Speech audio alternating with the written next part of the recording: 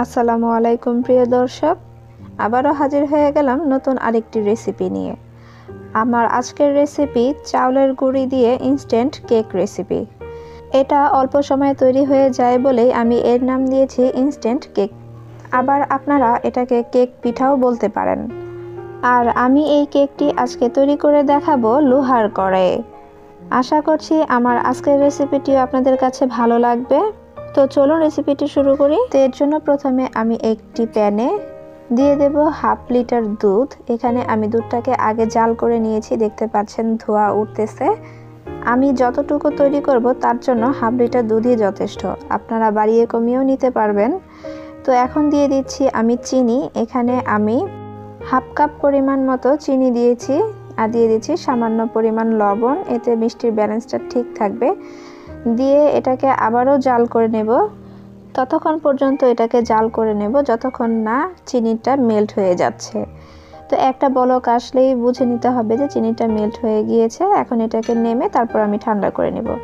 এখানে একটা মিক্সিং বলে আমি দিয়ে দিচ্ছি 1 কাপ পরিমাণ চালের গুঁড়া, আর দিয়ে দিচ্ছি হাফ কাপের চেয়ে কম ময়দা। এখানে আপনারা আটাটাও ব্যবহার করতে পারেন। আর এখন দিয়ে দিচ্ছি 1 চামচ ইস্ট। এই ইস্ট যে কোনো বড় মুদি দোকানেই পাওয়া যাবে। এখন এই সব শুকনো উপকরণগুলোকে খুব ভালোভাবে মিশিয়ে নিতে হবে যেন কোনো লাম্পস না থাকে।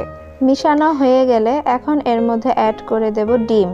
এখানে আমি একটা ডিম নিয়েছি, রুম টেম্পারেচারের ডিম নিয়েছি। এখন আমি চেক করে দেখব দুধটা ঠান্ডা হয়েছে কিনা। দেখুন আঙ্গুল ডুবানো যাচ্ছে, এরকম গরম থাকলেই হবে। বেশি গরম থাকলে ডিমটা সিদ্ধ হয়ে যাবে, তাই দুধটাকে একটু ঠান্ডা করে নিতে হবে। ডিমটাকে এখন ফেটিয়ে নেব আর চালের গুঁড়োর সাথে একটু মিক্স করে নেব। আর মিক্স করার মধ্যেই অ্যাড করে দেব দুধ। এখানে আমি প্রথমে অল্প অল্প করে দুধ দিয়ে ডিম আর চালের গুঁড়িটাকে খুব ভালোভাবে মিক্স করে একটা ব্যাটার তৈরি করে নেব। একবারে দিতে যাবেন না, তাহলে লাম্পস থেকে যেতে পারে। তাই এটাকে মিক্স করার জন্য প্রথমে অল্প অল্প দিয়ে খুব ভালোভাবে মিশিয়ে নিতে হবে, তারপরে পুরো দুধটাকে অ্যাড করে দিতে হবে। এই যে আমার মিশানো হয়ে গিয়েছে, এখন আমি এই পুরো দুধটাকেই অ্যাড করে দেব। তো আমার 1 কাপ চালের গুঁড়ির জন্য হাফ লিটার দুধই যথেষ্ট। আপনারা যদি একটু বাড়িয়ে দিতে চান তাহলে এখানে দুধটাও বাড়িয়ে দিতে হবে। এখন এই দুধটা দেওয়ার পরে আবারও খুব ভালোভাবে মিশিয়ে নিতে হবে। এই যে আমি দেখাচ্ছি এরকম পাতলা হয়েছে। এখন এটাকে আমি একটা প্লেট দিয়ে ঢেকে রেখে দেব 1.5 ঘন্টার জন্য। আবারও ফিরে আসছি 1.5 ঘন্টা পরে। এই যে দেখুন 1.5 ঘন্টা পরে এটা কিভাবে ফুলে উঠেছে আমি আপনাদেরকে দেখিয়ে দিচ্ছি। এই যে দেখুন এটা কি সুন্দর ফুলে উঠেছে আর ভিতরে অনেক বাবলস তৈরি হয়েছে। এখন এই হ্যান্ড উইক্সের সাহায্যে আবারও মিশিয়ে নেব, এতে করে বাবলসগুলো মিশে যাবে আর সুন্দরভাবে একটা ব্যাটার তৈরি হয়ে যাবে। আমি আপনাদেরকে দেখিয়ে দিচ্ছি, এই যে দেখুন কিরকম হয়েছে। মূলত আমরা যে চিতই পিঠা তৈরি করি সেরকমভাবে এটা ঘন হয়ে উঠেছে। আপনারা একটু খেয়াল করে দেখলেই বুঝতে পারবেন। এখন চলে যাব চুলায়। আজকে এই লোহার কড়াই দিয়েই আপনাদেরকে এই কেক রেসিপিটি তৈরি করে দেখাবো।